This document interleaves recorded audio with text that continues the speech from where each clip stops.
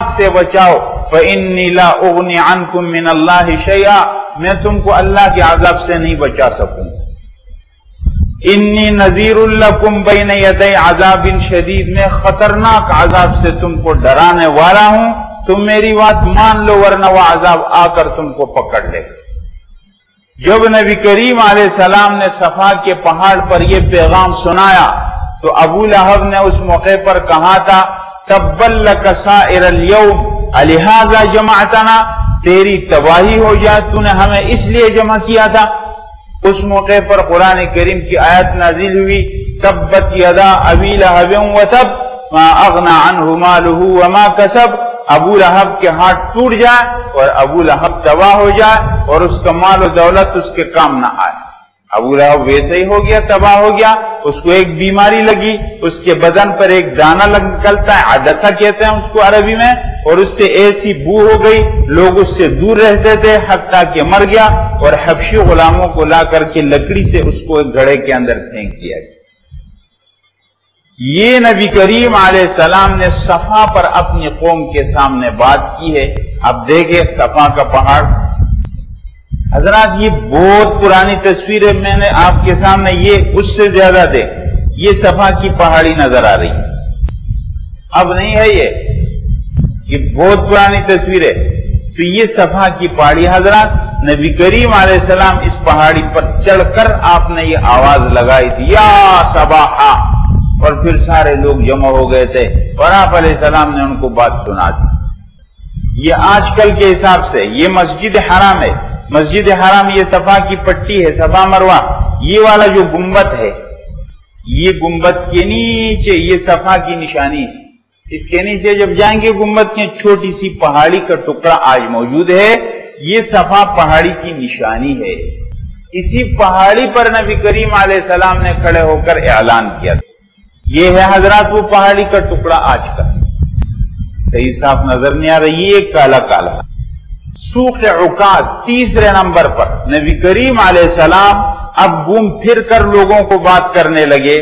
عرب کے اندر 3 بڑے میلے لگتے تھے، 3 بڑے بازار لگتے تھے، جس میں پوری عرب سے لوگ آ کر کے اپنا سامان لاتے تھے. شام سے آتے تھے، یمن سے آتے تھے. شام والے یمن کا سامان لے جاتے، یمن والے شام کا سامان اپنے علاقوں میں. یہ تجارت کا ایک طریقہ تھا. اور ایک بڑی جنگ ہوئی تھی حرب الفجار، جو آپ کے معلوم ہے پہلے ہوئی. اس بازار میں سوق العکاظ یہ لگتا تھا 20 دن. اس کے بعد یہ لگتا تھا ذوالمجاز، یہ لگتا تھا 10 دن، اور یہ مجنہ 8 دن. کتنے دن ہو گیا حضرات؟ 1 مہینہ 8 دن. حج کے موسم تک 1 مہینہ 8 دن پہلے یہ بازار شروع ہو جاتے تھے، اور یہ بازاروں کے دن ختم ہوتے، وہاں حج کا موسم آ جاتا، تو یہ سارے لوگ حج میں چلے جاتے. اور ابھی آپ کو معلوم ہو جائے یہ تینوں جو بازار لگتے تھے یہ عرفات کے آس پاس لگتے تھے. یہ حج جہاں پر ہوتا ہے وہاں پر یہ تینوں بازار لگتے تھے. نبی کریم علیہ السلام ان بازاروں میں جا کر کے لوگوں کے سامنے بات کرتے تھے. یا ایھا الناس قولوا لا الہ الا اللہ تفلحوا، اے لوگو تم لا الہ الا اللہ کہہ دو تم کامیاب ہو جاؤ گے.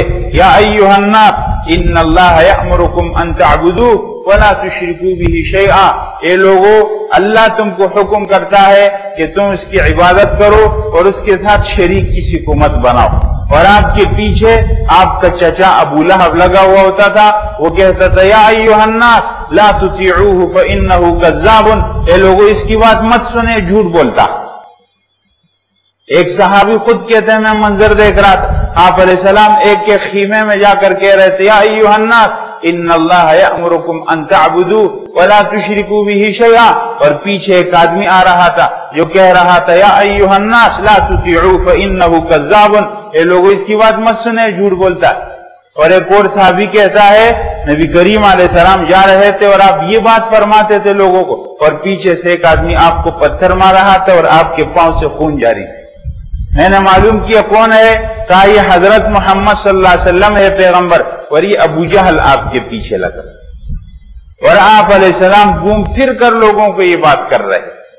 حضرات دیکھو نبی کریم علیہ السلام کی زندگی ہم ملاتے ہیں، آپ علیہ السلام کی قربانیاں اور ہماری احسان فراموشی اور ہمارا سلوک نبی کریم علیہ السلام سے یہ صحیح نہیں۔ آپ علیہ السلام سے محبت کا ہم سب دعویٰ کرتے ہیں، لیکن حضرات محبت کا پتہ کیسے چلے گا؟ یعنی ہم کیسے کہیں گے کہ آدمی محبت میں سچا ہے جب نبی کریم علیہ السلام کی تابعداری اور آپ علیہ السلام کی سنتوں پر عمل ہو تو وہ سچی محبت ہو جائے گی۔ بہرحال سوق عکاظ، حضرات یہ آپ دیکھ رہے ہیں یہ مکہ مکرمہ ہے، یہ مکہ مکرمہ کے پاس جدہ ہے، یہ طائف ہے، یہاں 3 بازار لگتے تھے عرفات کے پاس، یہ عکاظ کا بازار لگتا تھا، یہ مجنہ کا بازار لگتا تھا اور یہ ذوالمجاز کا بازار لگتا تھا۔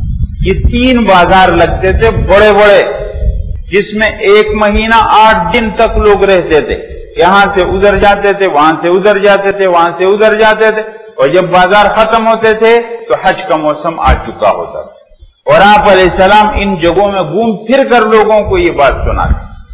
جب نبی کریم علیہ السلام نے دعوت سنائی تو اس دعوت کو روکنے کے لیے کافروں نے 6 طریقے اختیار کیے۔ 6 اسلامی دعوت کو روکنے کے لیے کافروں کی 6 تدبیریں، اور یہ 6 تدبیریں آج بھی جاری ہیں۔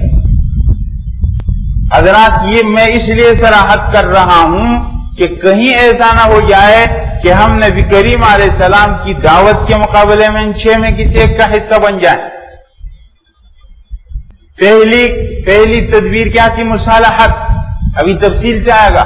نبی کریم علیہ السلام کے پاس آئے، مصالحت کا راستہ، آپ یہ چھوڑو ہم آپ کو یہ دے دیں گے، آپ یہ بات چھوڑ دو، مصالحت کا راستہ۔ دوسرا دھمکی کا راستہ، اگر آپ نے نہیں چھوڑا تو یا آپ رہیں گے یا ہم رہیں گے، دھمکی کا راستہ۔ تیسرا ذلیل حرکات شروع کر دی، گر پڑی حرکات، اور آپ علیہ السلام نہایت شرافت والے ذلیل حرکات پر آ گئے۔ چوتھے نمبر پر اسلامی دعوت کے مقابلے میں ثقافتی پروگرام، کلچر پروگرام شروع ہو گئے، ابھی آئیں گے آپ کے سامنے۔ اور 5ویں نمبر پر جھوٹا پروپیگنڈا شروع ہو گیا، اور 6 نمبر پر ظلم ستم شروع ہو گیا۔ یہ 6 طریقے کافروں نے اختیار کیے نبی کریم علیہ السلام کی دعوت کو روکنے کے، لیکن دعوت رکی نہیں۔ اور ان 6 باتوں کے بعد میں ایک سوال آپ کے سامنے لاؤں گا، وہ سوال جب آئے گا پھر پتہ چلے گا۔ مصالحت، عتبہ بن ربیعہ ان کا بڑا ہوشیار آدمی تھا کافروں کا، ایک دفعہ حرم کے اندر بیٹھا ہوا وہ آپ علیہ السلام کے پاس آیا اور کہا محمد صلی اللہ علیہ وسلم بھتیجے، نبی کریم علیہ السلام کو کہا بھتیجے میں آپ سے ایک بات کہنا چاہتا ہوں، آپ کی وجہ سے قوم میں بڑا جھگڑا پیدا ہو گیا ہے، آپ ان بتوں کی برائی کرتے ہیں، آپ کہتے ہیں یہ کچھ بھی نہیں کر سکتے، ہم ان کو خدا مانتے ہیں، آپ ہمارے ان خداؤں کی نفی کرتے ہیں، تو میں آپ کے سامنے کچھ باتیں رکھتا ہوں، اگر آپ یہ سارا کام اس لیے کر رہے ہیں کہ اس کے پیچھے آپ کو پیسہ چاہیے، آپ لوگوں کو پریشان کر کے ان سے پیسہ لینا چاہتے ہیں، تو آپ صاف کہہ دیں ہم آپ کو پیسے دے دیں گے، اور اگر اس سب کا مقصد لوگوں کو پریشان کر کے بڑا بننا ہے، اس علاقے کا بادشاہ بننا ہے اور اس علاقے کا سردار، تو ہم آپ کو سردار بنا دیں گے، اور اگر اس ساری تحریک کے پیچھے آپ کو کسی خوبصورت عورت سے شادی کرنی ہے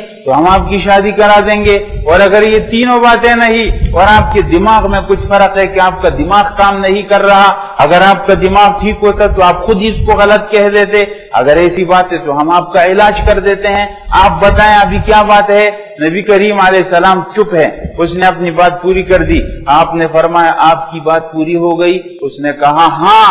پھر نبی کریم علیہ السلام نے سورہ فصلت حامیم سجدہ 12 نمبر 24 میں تلاوت شروع کی، حامیم تنزیل من الرحمن الرحیم کتاب فصلت آیات قرآنا عربیا لقوم یعلمون بشیرا ونذیرا فاعرض اکثرهم فهم لا يسمعون وقالوا قلوبنا في أكنة مما تدعونا إليه وفي آذاننا وقر ومن بيننا وبينك حجاب فاعمل إننا عاملون۔ آپ علیہ السلام قرآن پڑھ رہے تھے اور اس کے چہرے کا رنگ بدل رہا تھا، عجیب قرآن کا زور،